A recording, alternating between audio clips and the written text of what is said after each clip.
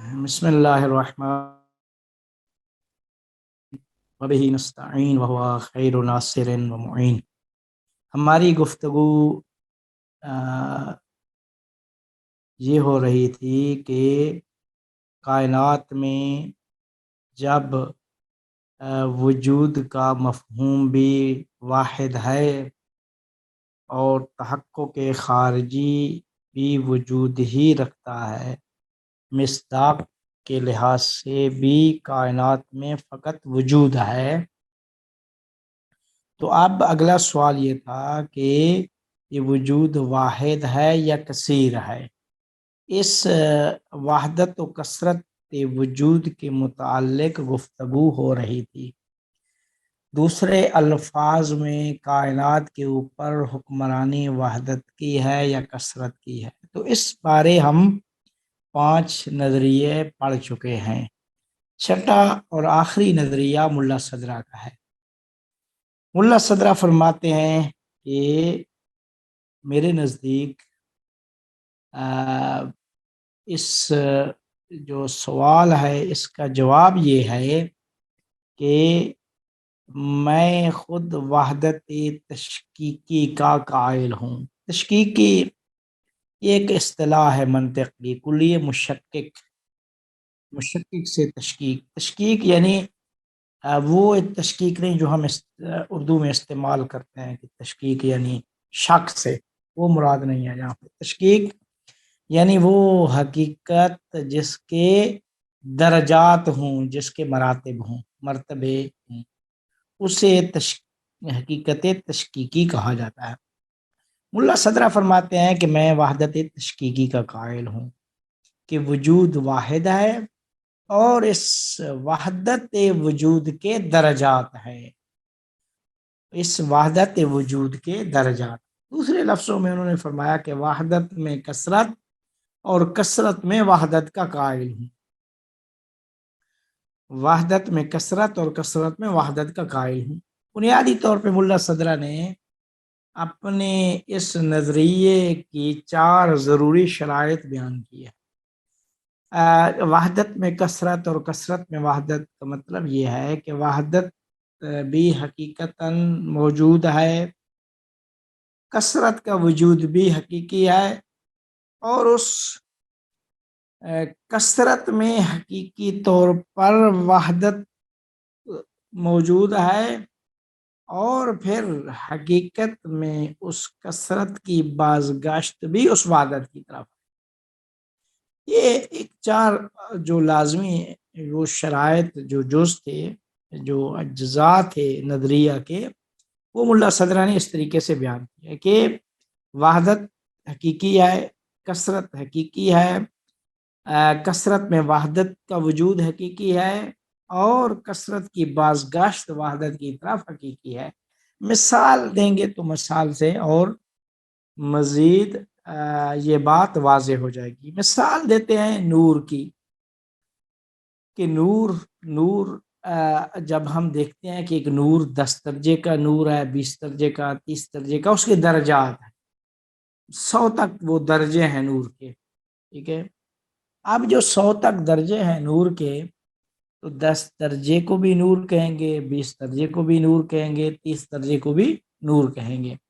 اب نور واحد ہے، یہ حقیقت طور پہ کہ یہ وحدت، یہ 100 تک سارے کے سارے نور ہیں، تو اس وحدت نوری جو ہے وہ حقیقتاً وجود رکھتی ہے۔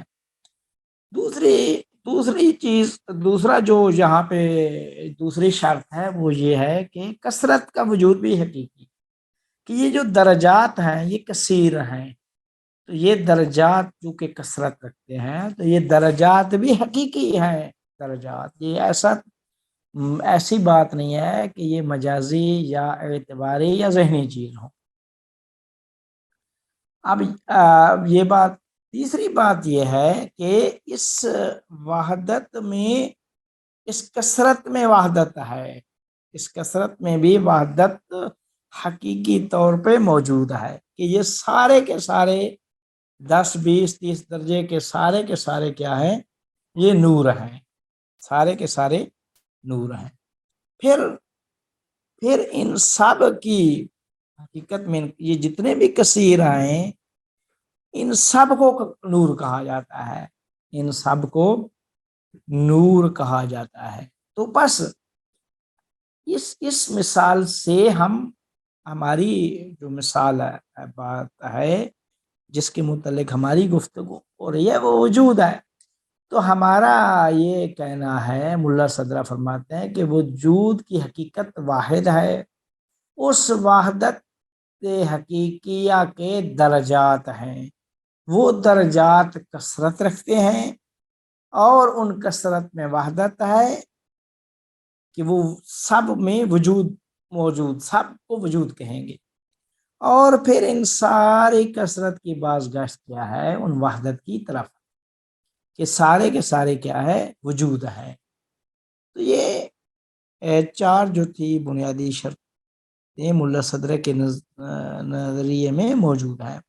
اب ملا صدرہ در حقیقت ابن عربی سے متاثر ہیں اس نظریے میں، تو وہ فرماتے ہیں ابن عربی کا جو نظریہ تھا وہ یہ تھا کہ وجود واحد ہے، وجود کی حقیقت واحد ہے اور وہ فقط ایک ہے، خدا ہے، اس کے علاوہ کثرت وجود میں نہیں ہے، وجود میں کثرت نہیں ہے، جس کے ملا صدرہ قائل ہے وہ قائل نہیں ہے۔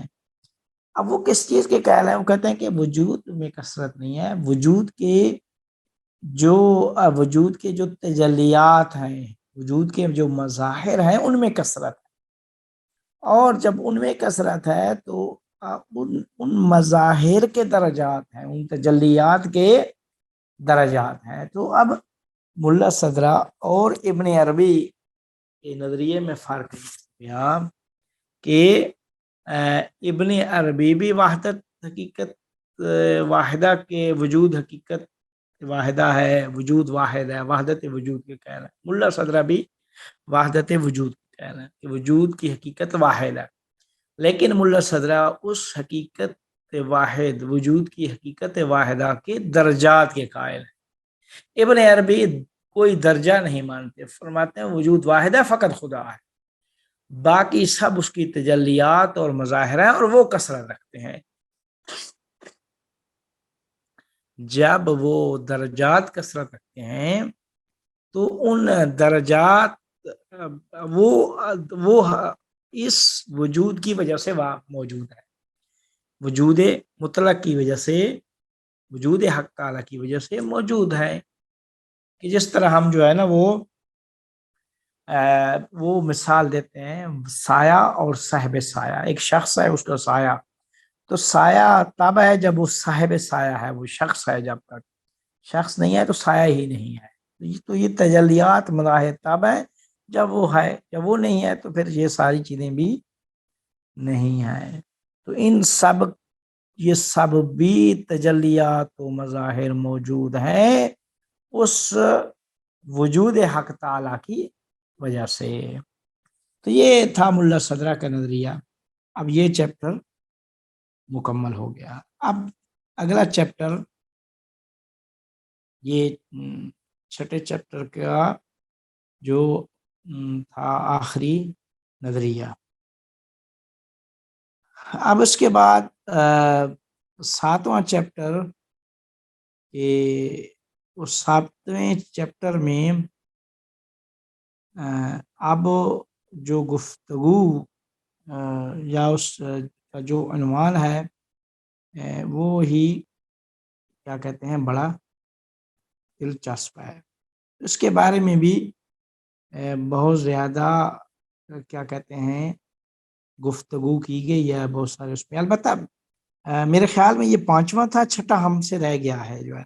ہاں جی، چھٹا کرنا ہے ابھی، 5واں چیپٹر تھا، چھٹا ہم سے رہ گیا۔ وہ چھٹا بھی بہت یعنی کیا کہتے ہیں بڑی ہی دلچسپ بحث ہے، جس بحث کا تعلق علم و ادراک سے ہے۔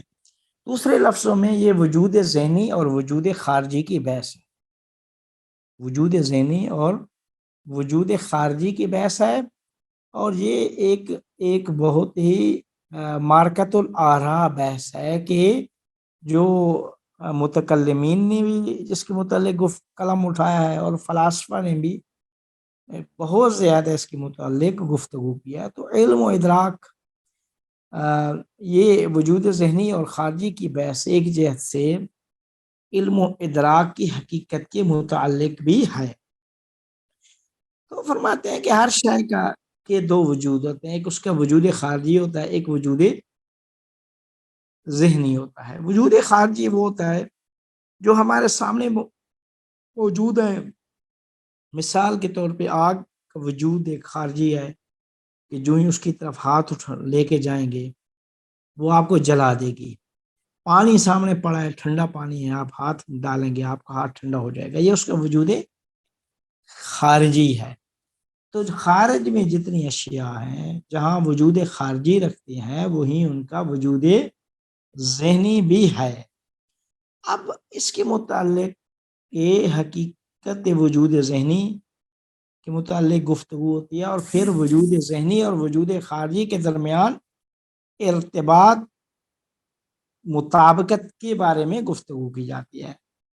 تو فرماتے ہیں کہ جب ہم کسی شے کے متعلق آگاہی حاصل کرنا چاہیں تو خارج میں جو شے ہے اس شے کی جو ماہیت ہے، اس شے کی حقیقت ماہیت کے ذہن میں حاصل ہو جانے کو وجود ذہنی کہتے ہیں.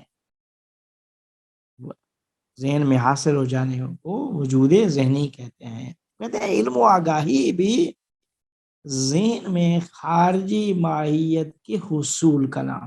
دیکھیں جب علم کی گفتگو کرتے ہیں تو علم کے بارے میں بھی علم کی جو تعریف ہے کہ ہوا صورت الحاصلۃ من الشیء عند العقل، کہ وہ صورت یا عند نفس جو سامنے موجود ہے، اس جو شے سامنے موجود ہے اس کی صورت و ماہیت کے ذہن میں حاصل ہو جانے کو علم کہتے ہیں.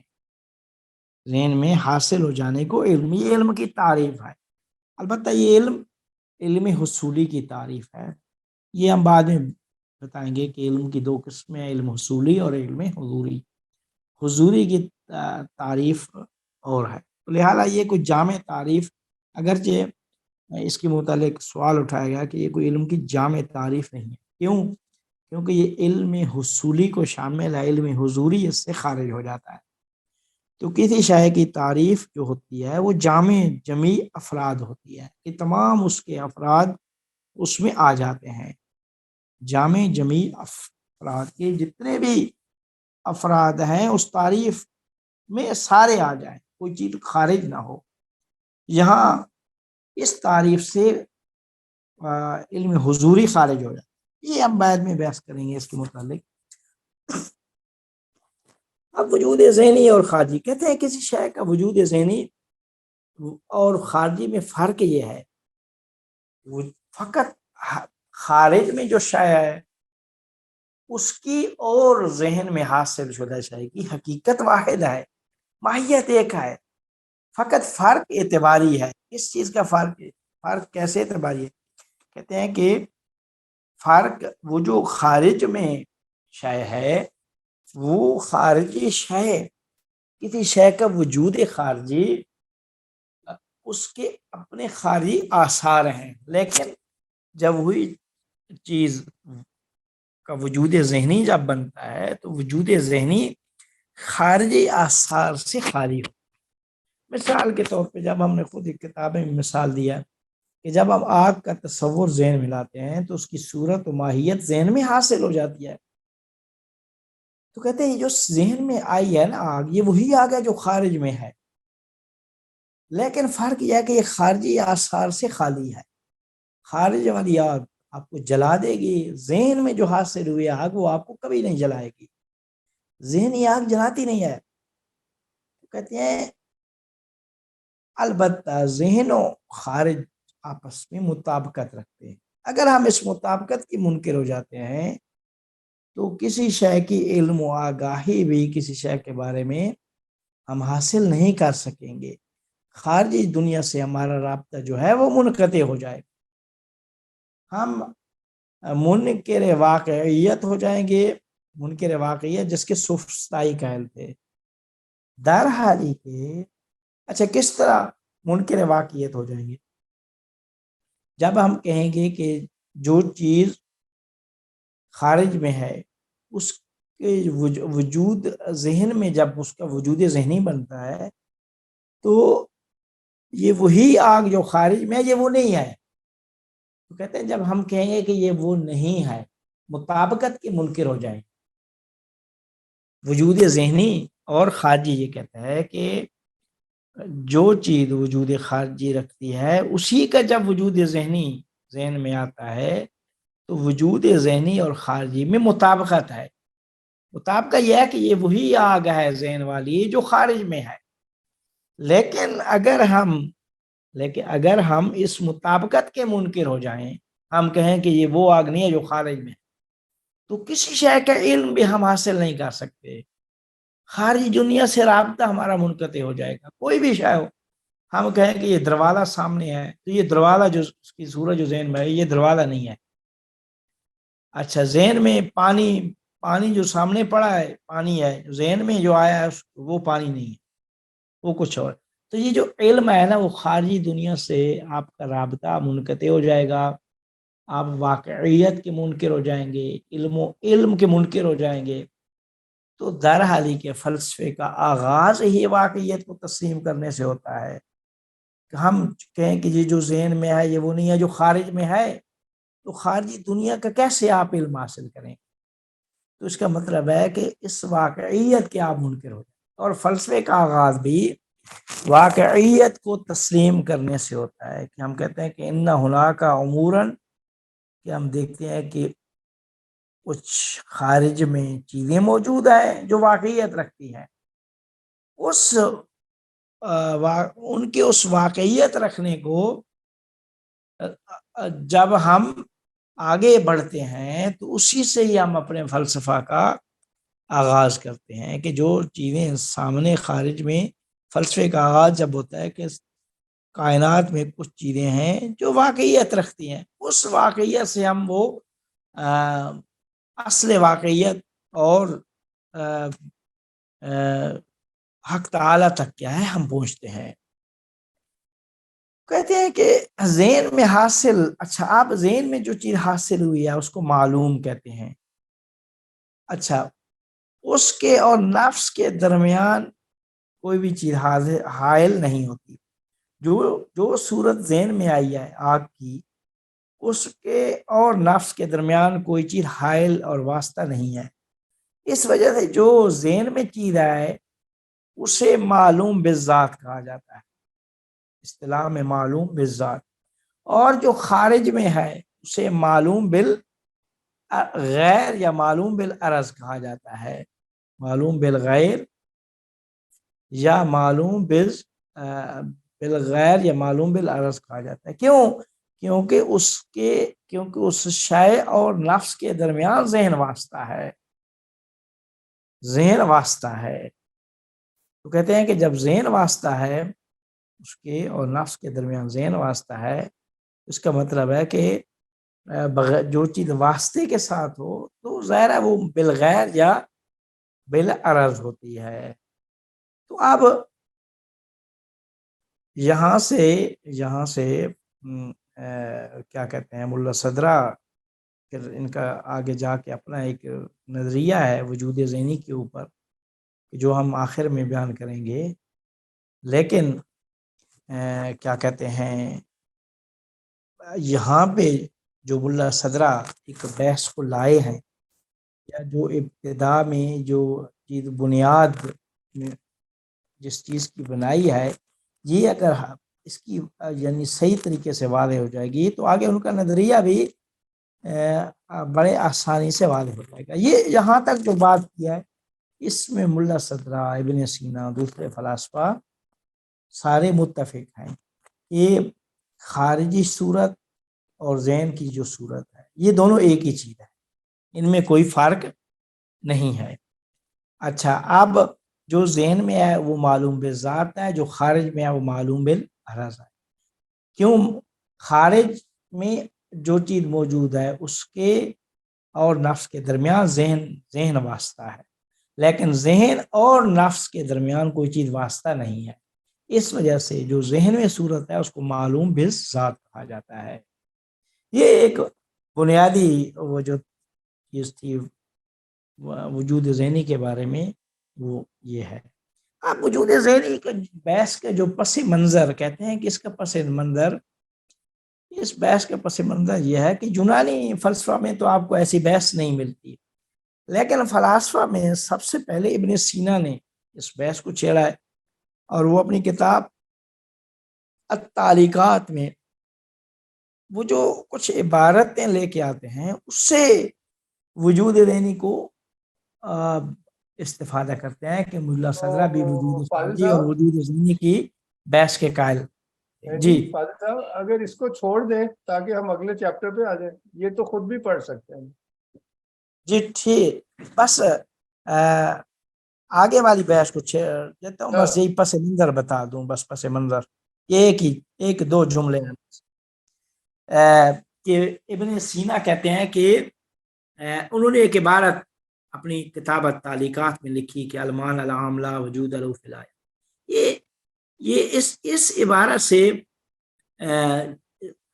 عبارت سے سب نے استفادہ کیا کہ یہ وجود ذہنی کی بحث ہو رہی ہے، جب وہ کہتے ہیں کہ ایک معنی عام خارج میں وجود نہیں رکھتا بلکہ ذہن میں موجود ہوتا ہے جیسے کلی حیوان ہے، تو کہتے ہیں جب وجود کے لحاظ سے وہی کلی حیوان متشخص ہوتا ہے تو یہ انسان بنتا ہے، یہ دوسرے حیوان میں سے کوئی حیوان میں تبدیل ہو جاتا ہے۔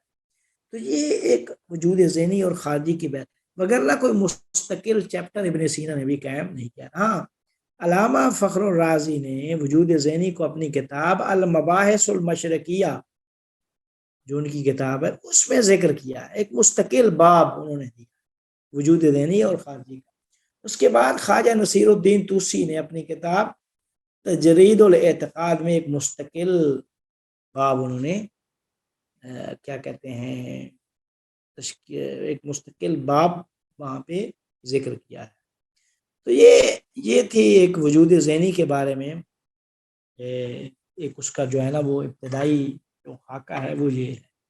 اب یہ ہے کہ اس کے بارے میں نظریات ہیں، بہت سارے نظریے، وہ یہاں آپ کتاب میں خود بھی مطالعہ کر سکتے ہیں، پھر اگر کسی کو کوئی سوال ہو تو پھر وہ پوچھ سکتے ہیں۔ ہم چاہ رہے ہیں کہ ایک بحث کہ یہ جو خاکہ ہے وہ بھی ذہن میں آ جائے، اور پھر جو ہے نا وہ تاکہ کچھ بحث خود پڑھنی پڑے تو انسان آسانی سے اس کو سمجھ سکے۔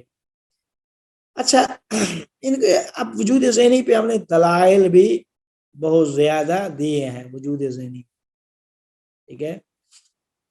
میں ایک دلیل ذکر کر کے، ایک دلیل صرف، پھر ساری دلیلیں خود پڑھ لیں۔ یہ کہتے ہیں کہ جب ہم کہتے ہیں کہ کسی شے کے بارے میں ایک حکم لگاتے ہیں، جب ہم کہتے ہیں فلاں مر گیا ہے، زید مر گیا ہے، زید کھڑا ہے، ٹھیک ہے، عمر کھڑا ہے، تو یہ تب ہم حکم لگاتے ہیں فلاں پانی پی رہا ہے کہ فلاں ہے تو پانی پی رہا ہے، ٹھیک ہے۔ اب یہ بات جب واضح ہو گئی، آسان سی بات ہے، آسان سی دلیل ہے۔ اب اگلا سوال یہ ہے کہ ہمارا ذہن پوری قطعیت کے ساتھ ایسی چیزوں کے بارے میں حکم لگاتا ہے جن کا خارجی دنیا میں کوئی وجود نہیں ہوتا۔ مثال کے طور پہ ہم کہتے ہیں اونقا ایک پرندہ ہے، اونقا ایک پرندہ ہے، حکم لگا کہتے ہیں کہ اس کے علاوہ کچھ ایسی چیزوں پہ ہم حکم لگاتے ہیں جو نہ صرف موجود نہیں ہے بلکہ موجود ہو ہی نہیں سکتی۔ کیسے؟ جیسے ہم کہتے ہیں کہ اللہ تعالیٰ کا شریک اللہ تعالیٰ کا شریک، اس کا وجود ناممکن ہے۔ اب یہ حکم لگا رہے ہیں کہ وجود ناممکن، کس پہ حکم لگا رہے ہیں؟ شریک الباری پہ۔ شریک باری ہے ہی نہیں خارج میں۔ کہتے ہیں کہ اس قسم کی بہت ساری چیزیں جن کا خارج میں موجود ہونا ناممکن ہے۔ تو کہتے ہیں کہ اب کوئی ایسا مقام ہونا چاہیے کہ جہاں پہ ان چیزوں کو تصور کر کے ہم حکم لگا سکیں. وہ اس کا وجود ذہنی ہے، نہ کہ خارجی. خارج میں تو یہ ہے ہی نہیں، لیکن ذہن ان کو تصور کر کے ان کے اوپر آتا ہے. تو یہ ہم نے اس کے اوپر 4 دلیلیں وہاں پہ کتاب میں بیان کی ہے. اس کے بعد ہم چلتے ہیں جی 7واں باب اتحاد عاقل و معقول. ہے ملا صدرہ فرماتے ہیں کہ میں اس کے بارے میں جو نظریہ دیا ہے میرا ابتکاری نظریہ ہے، وہ کشف یہ حاصل ہوا. تو کہتے ہیں کہ جب ہم اس کا مربوط ہے. دیکھیں فلسفہ کی اصطلاح میں عقل یعنی علم، یعنی عاقل، معقول یعنی معلوم. کہتے ہیں جب کسی شے کو تصور کرتا ہے نا، تصور، تو اب ایک تصور کرنے والا ہے وہ نفس انسان، نفس ناطقہ انسان. ایک وہ شے جس کو تصور کر رہا ہے انسان، وہ اس کو وہ معلوم ہے، یہ عالم ہے، وہ معقول ہے، یہ عاقل ہے. وہ معقول ہے، یہ عاقل ہے. عاقل نفس ناطقہ ہے، معقول وہ شے معقول ہے، اسے معلوم بھی کہتے ہیں، معقول بھی. اور وہ اس کے علم و ادراک کو عقل کہا جاتا ہے. کہتے ہیں کہ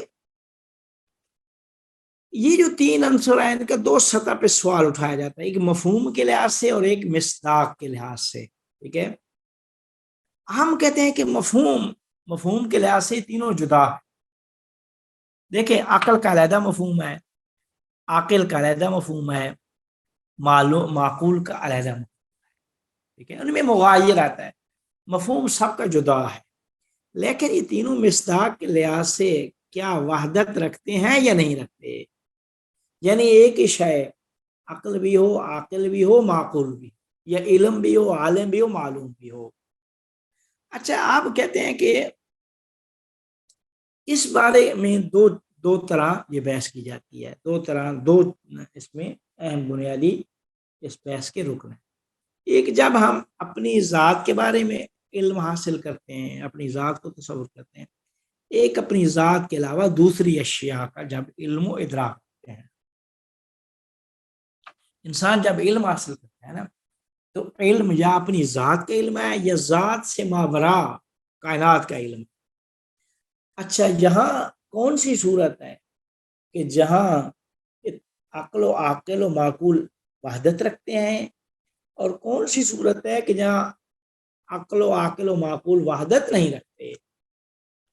کہتے ہیں کہ اپنی ذات کے بارے میں جب ہم کہتے ہیں کہ عالم ہیں، تو اس صورت میں سارے فلسفی ابن سینا جو منکر ہیں اتحاد عاقل و معقول کے، وہ بھی فرماتے ہیں کہ یہاں پہ وحدت ہے.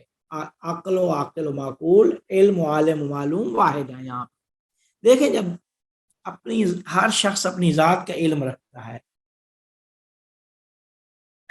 تو اپنی ذات کے علم کے بارے میں تینوں یہ عناصر و عنصر وحدت رکھتے ہیں. یہ نہیں ہے کہ میری ذات میں عالم اور ہے، علم اور ہے، معلوم کیا ہے اور ہے. ذات میری بسیط ہے، نفس ناطقہ ہے. اس بسیط ذات، اس کیا کہتے ہیں بسیط ذات میں علم و عالم معلوم ایک ہیں، عقل و عاقل و معقول وحدت رکھتے ہیں. تو کہتے ہیں کہ یہ ابن سینا بھی حتیٰ اس چیز کے کیا کہتے ہیں منکر نہیں ہے. تو آپ فرماتے ہیں کہ یہ تھی پہلی صورت. دوسری صورت یہاں پہ کیا اس میں نفس جو ہوتا ہے، اس پہلی صورت میں عین آگاہی ہوتا ہے. نفس چونکہ اپنی ذات کا علم حضوری رکھتا ہے، تو اس بات پہ سب کا اتفاق ہے کہ عقل و معقول، علم و عالم و معلوم متحد ہے. لیکن اس کے علاوہ جو دوسری صورت ہے کہ جب ہم کہتے ہیں کہ نفس اپنی ذات کے علاوہ دوسری اشیاء کا جب علم ہوتا ہے، اپنے ذات کے علاوہ دوسری اشیاء کا جب علم ہوتا ہے. دیکھیں جب ہم علم حاصل کرتے ہیں کائنات کے بارے میں، ساری اشیاء کے بارے میں، جو ہمارا جو علم ہے ساری اشیاء کے بارے میں، اپنی ذات کے علاوہ ساری اشیاء کے بارے میں. اصل اختلاف یہاں پہ ہے. یہاں پہ ابن سینا ہوں چاہے دوسرے فلاسفہ ہوں، سارے منکر ہیں اتحاد عاقل و معقول کہ عاقل و معقول یہاں پہ واحد نہیں ہے، وحدت نہیں رکھتے. ملا صدرہ اس دوسری صورت میں بھی اتحاد عقل و معقول، اتحاد علم و عالم و معلوم کے قائل ہیں. کہتے ہیں یہاں پہ بھی وحدت ہے. کس طرح؟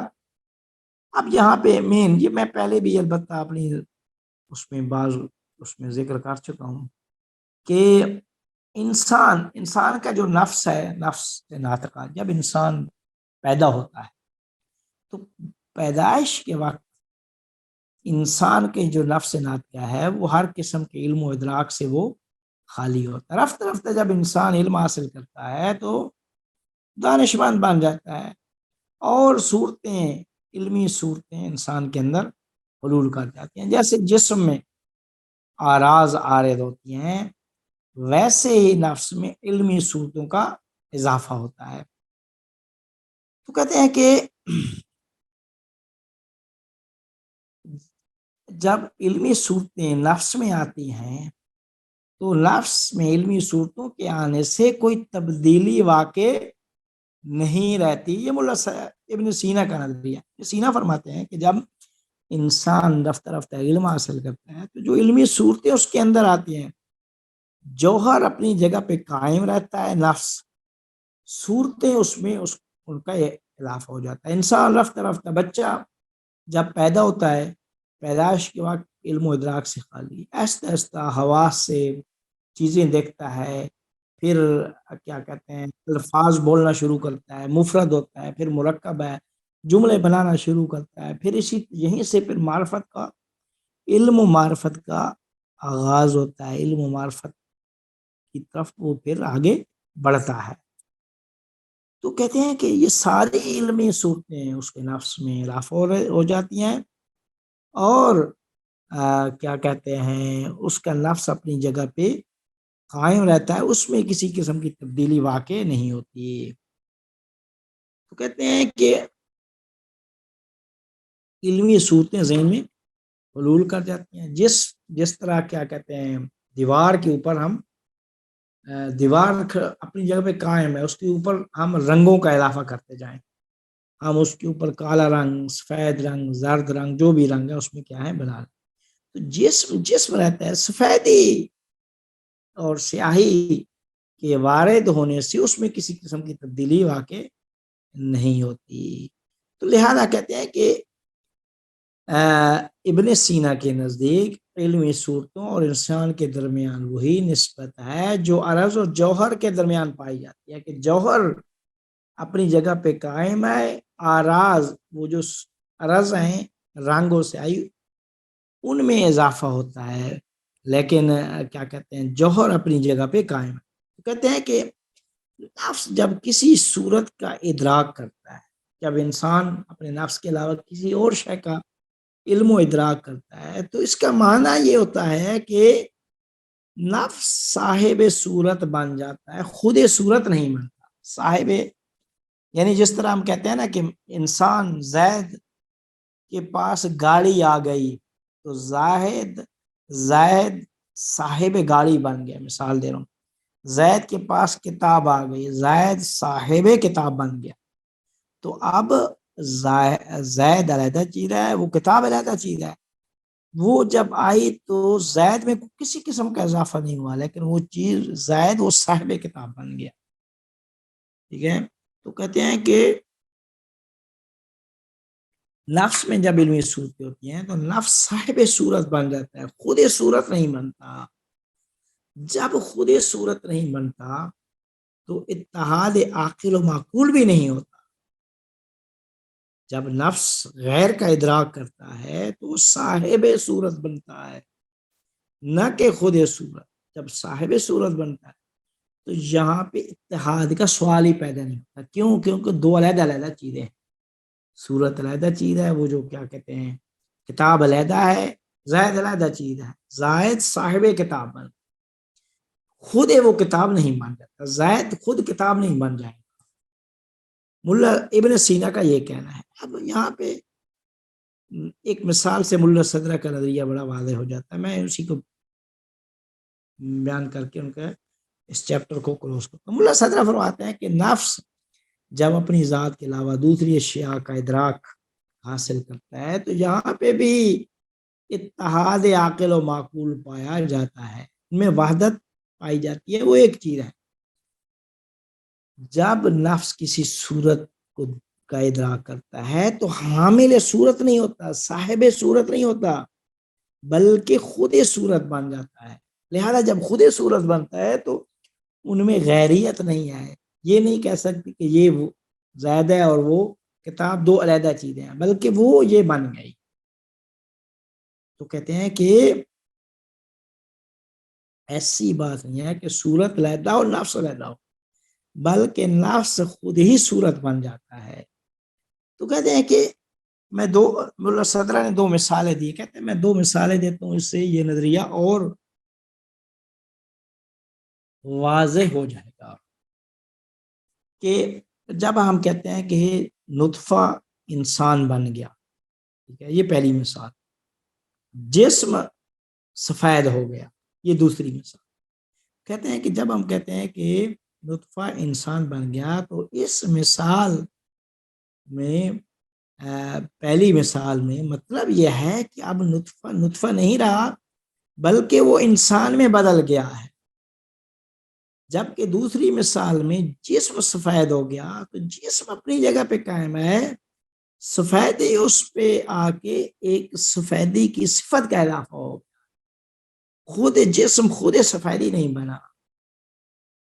تو کہتے ہیں ملا صدرہ چونکہ اتحاد عاقل و معقول کے قائل ہیں، تو کہتے ہیں کہ نفس جب کسی صورت کا ادراک کرتا ہے تو اس کی مثال اس نطفہ کے انسان بننے کی ہے. بس نفس ایک حالت سے دوسری حالت میں ایسے بدل جاتا ہے کہ خود نفس صورت علمی بن جاتا ہے. جس طرح انسان بننے کے بعد نطفہ نہیں رہتا بلکہ انسان بن جاتا ہے، اسی طرح نفس جب کسی صورت کا ادراک کرتا ہے تو وہ خود وہی صورت بن جاتا ہے. جب وہ خود وہی صورت بن جاتا ہے تو ان میں کوئی جدائی اور غیریت باقی نہیں رہتی، اور وہاں پہ علم و عالم و معلوم عاقل و معقول ایک ہی چیزیں بن جاتے ہیں. خلاصہ یہ ہوا کہ ملا صدرہ کے نزدیک نفس یعنی عالم معلوم، عالم علم معلوم، عقل معقول، یہ ایک ہیں. جب علم میں اضافہ ہوتا ہے، جب علم میں اضافہ ہوتا ہے انسان کے، تو خود نفس میں ترقی آ جاتی ہے اور وہی انسان کی ذات کا حصہ بن جاتا ہے. چونکہ نفس ابدی ہے اس لیے یہ علمی صورتیں بھی ابدی ہوتی ہیں اور ہمیشہ نفس کے ساتھ رہتی ہیں. یہ دو مثالوں سے انہوں نے اپنا نظریہ اور ابن سینا کے نظریے کے درمیان جو فرق تھا اس کو واضح کیا. یہ چیپٹر بھی ختم ہو گیا. اب ایک آخری چیپٹر ہے، اس میں بھی میں 10 منٹ میں اس کو ختم کرتا ہوں. چیز بیان کہتے ہیں کہ یہ وجوب، امکان اور امتناع یہ کیا چیز ہے. کہتے ہیں یہ تین، ان کو ملا صدرہ نے مواد ثلاث بھی کہا. ثلاث تین کو کہتے ہیں، مواد مادے کو کہتے ہیں. تین مادے، وجوب، امکان، امتناع. مادہ وہ نہیں جو میٹیریل، وہ بات نہیں ہے. مواد یہاں پہ مراد جو ہے نا وہ کیا کہتے ہیں، تین اصطلاحیں، ان کی وضاحت وہ کرتے ہیں، وجوب، امکان اور امتناع. جب ہم کہتے ہیں کہ ایک وجود واجب ہے، ایک ممکن ہے اور ایک ممتنع ہے. اللہ تعالیٰ کا وجود واجب، حق تعالیٰ واجب الوجود ہے. اللہ کے علاوہ سب ممکن الوجود، اور شریک اللہ تعالیٰ کا جو شریک ہے، شریک باری تعالیٰ، وہ ممتنع الوجود ہے، اس کا وجود ممتنع ہے۔ ان تینوں مثال کا کہتے ہیں کہ وجود کا مطلب یہ ہوتا ہے کہ کسی شے کا معدوم ہونا ناقابل تصور ہو، تو اس کا وجود کیا ہے؟ واجب کہلاتا ہے۔ جیسے حق تعالیٰ کی ذات ہے کہ حق تعالیٰ کا معدوم ہونا ناممکن ہے، ناقابل تصور۔ اچھا، امکان کا کیا مطلب ہوتا ہے؟ کہتے ہیں اگر کسی شے کا ہونا یا نہ ہونا دونوں قابل تصور ہوں، وہ ہو بھی سکتی ہو نہ بھی ہو سکتی ہو، تو اسے ممکن الوجود کہا جاتا ہے۔ خدا کے علاوہ سب کا وجود، انسان ممکن الوجود ہے، ہو بھی سکتا ہے نہیں بھی ہو سکتا، انسان وجود میں آ بھی سکتا ہے نہیں بھی آ سکتا، حیوان، فرشتے، درخت، ہوائیں، سب ممکن الوجود ہے۔ ممتنع الوجود کا مطلب ہوتا ہے کہ کسی کا موجود ہونا ناممکن ہو، کسی کا وجود میں آنا ناممکن ہو، اس کا وجود ممتنع کہلاتا ہے۔ جس طرح شریک باری تعالی کا وجود ہے، تو یہ تینوں کا تعلق وجوب، امکان، امتناع کا وجود و عدم سے ہے کہ واجب الوجود، ممکن الوجود، ممتنع الوجود، تو یہ وجود و عدم سے ہی ان کا تعلق ہے۔ تو کہتے ہیں کہ اب وجود، پھر ان کی قسمیں بیان کیے ہیں، وجود، امکان، امتناع، ذاتی، غیری، یہ وہ میں نے بیان کیا ہے، وہ آپ انشاءاللہ خود اس میں پڑھ لیں گے، ان کی کیا کہتے ہیں اقسام، وجود، امکان، امتناع کی اقسام۔ اچھا، اب آخر میں کیا کہتے ہیں ایک بحث کیا انہوں نے، امکان ذاتی اور امکان استعدادی، یہ دو امکان ہیں، ٹھیک ہے۔ تو اس کے لیے میں پہلے امکان استعدادی کیا ہوتا ہے، ٹھیک ہے، اور پھر امکان ذاتی کیا ہے۔ امکان کے انہوں نے 5 معنی ذکر کیے ہیں: امکان خاص، امکان عام، امکان خاص، امکان استقبالی اور امکان استعدادی، ٹھیک ہے۔ تو امکان ذاتی، پہلا امکان خاص جو ہے اس کو امکان ذاتی کہا جاتا ہے، یعنی جس کا نہ وجود واجب ہو نہ جس کے لیے معدوم ہونا واجب ہو، یعنی جو وجود میں آ بھی سکتا ہو نہیں بھی آ سکتا۔ یہ نہیں ہو سکتا کہ جس کا وجود، جو وجود میں بالکل نہ آ سکتا ہو، اس کو امکان خاص نہیں کہتے، یعنی جو وجود میں آ بھی سکتا ہو نہ بھی آ سکتا ہو، اس کو امکان خاص یا امکان ذاتی کہا جاتا ہے۔ یہ امکان ذاتی ہے۔ آپ کہتے ہیں کہ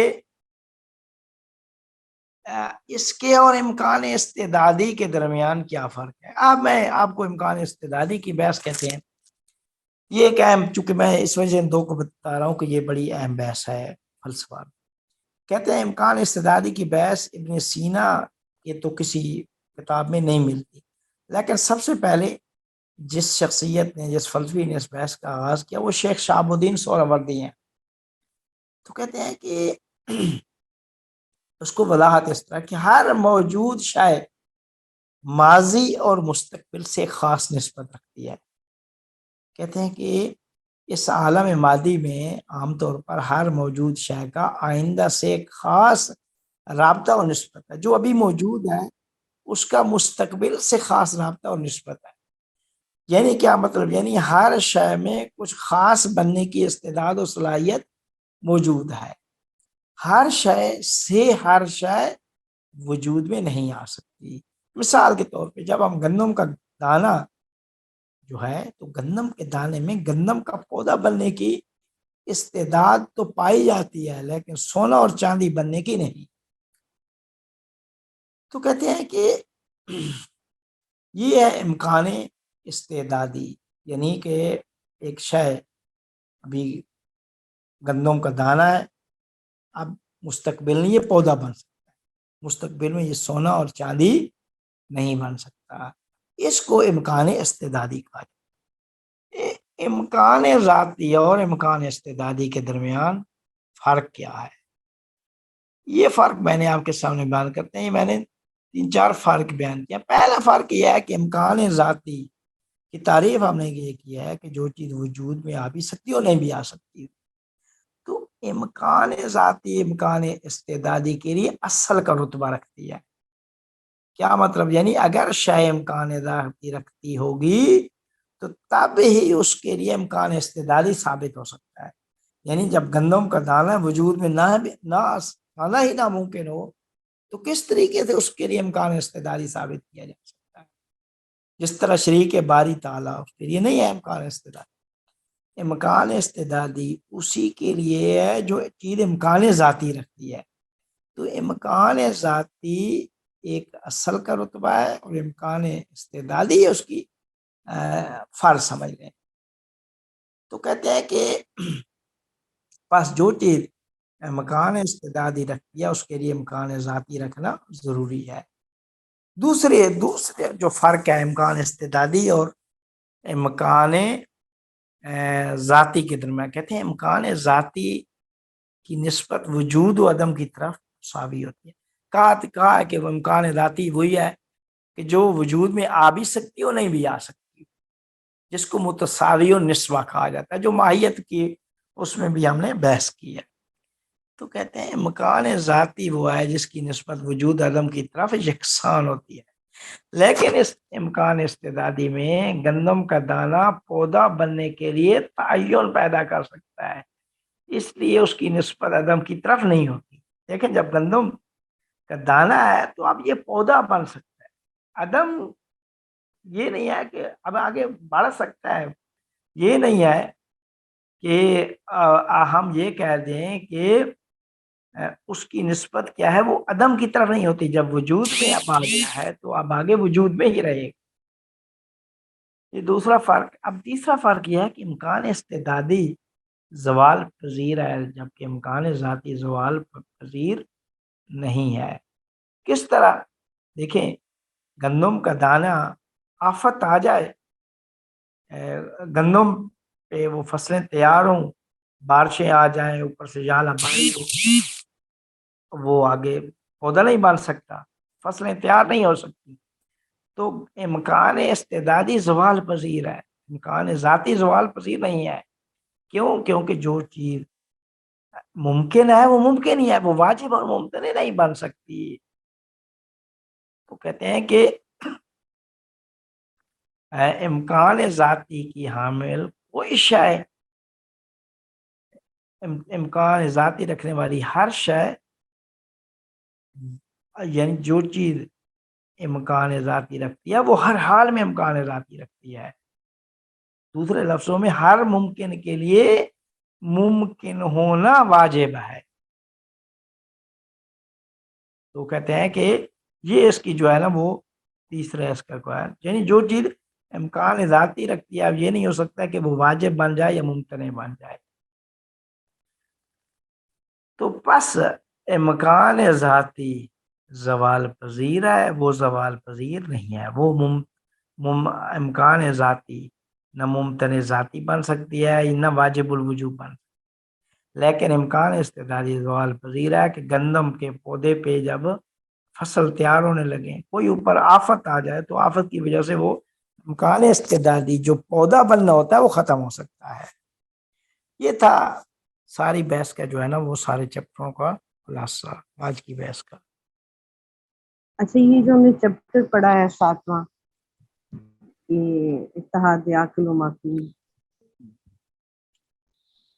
اس میں یہ جو نظریہ ہے کہ جو نفس ہے اس میں علمی صورتوں کا اضافہ ہو جاتا ہے. جیسے جسم میں راز و عارض ہوتی ہیں ویسے ہی نفس میں علمی صورت کا اضافہ، اور نفس جوہر ہے. اور فرمایا یہ لکھا گیا ہے کہ جوہر اور عرض کے درمیان واضح فرق موجود ہے، لہٰذا علمی صورتوں میں اضافے نفس میں کوئی تبدیلی واقع نہیں، تو بدستور جوہر ہی ہے. تو سوال میرا یہ ہے کہ جو نفس ہے یہی عقل ہے اور یہی پھر آگے علم و معرفت بنتا ہے، کیونکہ نفس کی ڈیفینیشن ہم عام زندگی میں پڑھتے ہیں اس کا تعلق اس طرح میں نے پہلے کبھی نہیں سنا کہ یہ نفس کی ہی وہ کوئی ایسی فائن آپ کہہ لیں صورت ہے جس میں جیسے شاید ہم کہتے ہیں نفس لوامہ، اور یہ اس کی بہتر ہوتی جاتی ہیں صورتیں، 3 صورتیں ہیں سے مطمئنہ تک جاتی ہے. شاید علم کے حوالے سے یہ اس طرح کیا ہے کہ جو نفس ہے وہ فاضل صاحب بہتر بتائیں گے، مگر ویسے کہتے ہیں نا کہ نفس ناطقہ انسان تو ڈیفینیشن ہے، جس کا مطلب ریشنل سورس، جی وہ اسینشیل ڈیفینیشن ہے فلسفے کے لیے. تو اس میں جی جی جی حامد صاحب آپ جی بات جی بالکل تیمور صاحب، یہی ہم نے بتایا تھا کہ ملا صدرہ بھی اسی کے سارے فلسفی یہی کہتے ہیں کہ انسان کی جو حقیقت ہے وہ نفس ناطقہ، جسے ہم روح کہہ دیں، روح جسے کل روح من امر ربی، یہی حقیقت ہے انسان کی، اس کا نام وہ نفس ناطقہ دیتے ہیں. وہ نفس جو ہم مراد لے رہے ہیں، نفس لوامہ، نفس امارہ، نفس مطمئنہ، وہ اس حقیقت واحدہ جو نفس ناطقہ ہے یا روح ہے، اس کی برانچز ہیں، اس کی جو درجات ہیں، اس کے مرتبے ہیں، وہ اس کے مرتبے ہیں سارے کے سارے. لیکن یہ ہے اس حقیقت کی ہم بات کر رہے ہیں. اور اسی میں آگے بیان کیا گیا ہے کہ جو نفس ہے، جی یہ علم جو ہوتا ہے، علم اسی نفس ناطقہ ہے حاصل، علمی صورتیں اسی میں آئی. بالکل ٹھیک. اس کے بعد ہم آگے جب پڑھتے ہیں کہ نفس غیر کا ادراک کرتا ہے تو صاحب صورت بنتا ہے. جی صاحب صورت نہیں بنتا، خود صورت بن جاتا ہے. وہ آپ نے بتایا نا کہ جی ہاں، کہ جو عرض ہے وہ رنگ و سیاہی ہے، اور جوہر ہے جو وہ قائم رہتا ہے. تو جو جوہر ہے وہ صورت ہے، جس طرح کہ یہ نظریہ ہم یہیں پہ جوہر دیکھیں، ملا ابن سینا قائل ہیں کہ جوہر رہتا ہے، وہ جو رنگ ہے، اعراض ہیں، ان میں اضافہ اور انہی میں تبدیلی ہو رہی. ملا صدرہ یہ قائل ہے کہ وہ جوہر میں حرکت ہے، حرکت جوہریہ کے قائل ہیں کہ اسی نفس ناطقہ ہی میں حرکت ہے، کہ وہ جوہر ہے، اور جب صورتیں اس میں آتی ہیں تو وہ نفس ناطقہ خود صورت بن جاتی ہے. علمی جتنے آپ علم حاصل کریں گے، علم و عمل سے نفس ناطقہ کو پروان چڑھائیں گے تو نفس ناطقہ علم و عمل سے اوپر جائے، اوپر بلندی پہ فائل ہوتی جاتی ہے. جتنا علم و عمل میں اضافہ ہوتا جائے گا اتنا ہی نفس ناطقہ آپ کی بلند ہو رہی ہے. یہ نہیں ہے کہ نفس ناطقہ صاحب صورت کے، جس طرح کمرے میں سامان جو ہے نا وہ پورے کمرے کو سامان سے بھر دیا جائے، اس طرح نہیں ہے. یعنی کہ یہ اختلافی پوائنٹ آتا ہے جہاں پر یہ اختلاف ابن سینا اور ملا صدرہ کے درمیان. ابن عربی کا ملا جو صدرہ کے نام کوئی حرکت جوہری کا خیال نہیں ہے، ملا صدرہ نے آ کے نظریہ دیا. کیونکہ ان کا جو نظریہ اس میں یہ ذات میرا خیال ہے خدا کی طرف اشارہ ہے، نفس آپ کا جوہر ہے، تو یہ اس سے اختلاف لا موجودہ الا اللہ، وحدت الوجود اور وحدت الشہود کا فرق ہے. جی دیکھیں یہ دیکھیں ساری چیزیں ہی اسی کے ساتھ دیکھیں یہی روح من امر ربیہ، یہ نفس ناطقہ، یہی ابدی ہے، ہمیشہ رہنا. وہ صورتیں یہ خود وہ انسان، وہ حقیقت، وہ اس کا علم و عمل ہے، اس کے علم و عمل سے ہی وہ نفس ناطقہ یعنی بن جاتی ہے. صاحب نہیں بنتی، وہ خود وہ چیز بن جاتی ہے. ہاں جی، ادھر نا ان کا نظریہ بہت فرق ہے اور لوگوں سے، جو نارملی ہم جس طرح سوچتے ہیں اس سے فرق ہے ان کا نظریہ. جی تو یہ آگے اور اچھا سوال کرنے سے ہی کلیریفائی ہوگا. حامد صاحب، یہ تشکیک وجود کے بارے میں، وجود ایک ہے اور یا واحد ہے، مگر اس کے درجات ہیں ملا صدرہ کے ہاں. تو اس میں تنزیہ اور تشبیہ کا سوال اٹھتا ہے کہ یہ کیسے ہو سکتا ہے کہ ہر چیز کا وجود وہی واحد ہے مطلب ایک انسان کا وجود خدا کے وجود سے مطلب وجود ایک ہے مگر درجہ الگ ہے، یہی ہوا نا مطلب اس کا؟ جی جی درجہ ہے.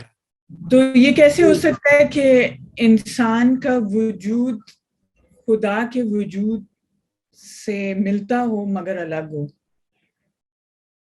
ہاں دیکھیں وجود ایک ہے، وجود ایک ہے، لیکن وہ جو مصداق ہے نا وہ فرق ہے. مصداق آپ میں ہم یہ سارے جدا ہیں جو ہے. وہی بات ہو جائے گی، اسی طرف ہی ہم جائیں گے کہ وہ ہیں بھی صحیح وہ نہیں بھی ہیں، وہ ہیں بھی صحیح وہ نہیں بھی. اور وہ بات تنزیہ و تشبیہ والی بھی آپ کی کسی حد تک درست ہے کہ اسی کی طرف تنزیہ بھی ہے اور تشبیہ بھی ہے، اسی طرف ہی جائیں گے. در حقیقت یہ نظریہ بھی اسی طرف لے کے جاتا ہے. ایک سوال اور ہے میرا، وہ یہ آپ نے امکان کے معنی جہاں پہ امکان خاص آتا ہے، یہاں پہ امکان ذاتی کو ہی امکان خاص کہا جاتا ہے. جی یہاں اس سے آگے ایک لفظ ہے سلبی، یہاں ایک سلبی معنی پایا جاتا ہے، اس کی تھوڑی سی وضاحت کیا لفظ ہے؟ سلبی، سین لام دے چھوٹی ہے، سین یہاں ایک لام سلبی بے چھوٹی بے سلبی جیسے نیگیٹو. ہاں سلبی، سلبی ہوتا ہے جس میں جہاں پہ نا جہاں ہم کہتے ہیں نا کہ وہ شاید نہیں ہے، ایک سلب کرتے ہیں، سلب کرتے ہیں یعنی منفی کرتے ہیں، اچھا نفی کرتے ہیں. اچھا اچھا جب ہم سلب کہتے ہیں کر کہ وہ لینا. عالم نہیں ہے تو اس سے علم کو سلب کیا ہے، کہتے ہیں اس کو کہا جاتا ہے سلب کرنا. کسی سے کسی شے کو لے لینا یہ سلب ہے. کہتے ہیں نا حق سلب کر لیا میرا، تو حق لے لیا مجھے، نفی کر آپ لی. نے جزاک اللہ، ایک آپ نے امکان خاص کو پھر اینڈ پہ جا کے ملا دیا ہے آخری سے، جو آپ نے آخری امکان پوائنٹ استعدادی، بتایا تھا. جی ہاں جی، آپ نے امکان ذاتی اور امکان استعدادی کو ملایا شاید. نہیں امکان ذاتی کہ جسے امکان خاص ہے اس کے اور استعدادی کے درمیان ہم نے فرق بیان کیا ہے. ہاں جی وہ تھوڑا سا وضاحت کرتے. جی جی جی وہ آپ نے تین فرق. فرمایا کہ ہر ممکن کے لیے ممکن ہونا امکان ہر ذاتی، دیکھیں اس ممکن کے کائنات میں لیے جو بھی چیز ہے وہ آگے بڑھنے کی اس میں صلاحیت ایک سے ایک جی چیز ہو رہی ہے. ٹھیک ہے، انسان ہے مثال کے تو ابھی کچھ ہے، کچھ لمحہ بعد کچھ ہوگا، پھر آگے کچھ ہوگا، پھر کچھ ہوگا، اس طرح جو ہے. تو اس میں یہی بات کیا ہے کہ ہر شے میں ایک خاص استعداد بننے کی، خاص شے بننے کی استعداد پائی جاتی ہے. گندم کے پودے میں گندم بننے کی استعداد پائی جاتی ہے. اب سونا چاندی نہیں بن سکتی، لیکن وہی چیز گندم کا یعنی دانا بنے گی یا گندم کا پودا کہ جو خود امکان ذاتی رکھتی ہو پہلے، یعنی جس کا وجود میں آنا یعنی ممکن ہو. جس کا وجود میں آنا ہی ناممکن ہو تو وہ کیسے امکان استعدادی رکھتی ہو.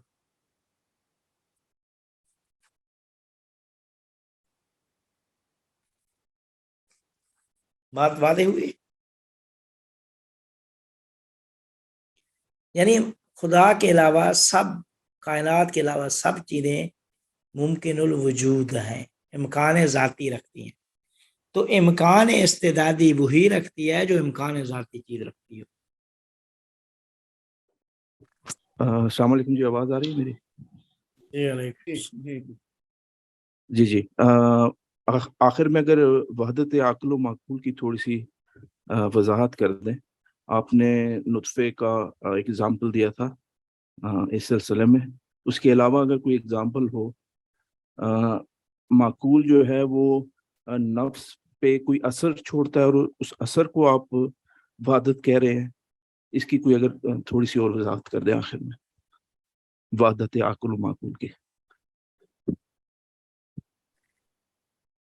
دیکھیں وہاں پہ جو دو مثالیں ہم نے دی ہیں کہ ایک شے، دو علیحدہ شے ہیں، ایک شے دوسری شے بن جاتی، دوسری شے کی مالک بن جاتی ہے دوسرے لفظوں، تو چیزیں جدا جدا، تو وہاں ہم نہیں کہہ سکتے اتحاد ہے. یہاں جب نفس میں علمی صورتیں آتی ہیں تو علمی صورتوں کے آنے سے یہاں پہ کیا کہتے ہیں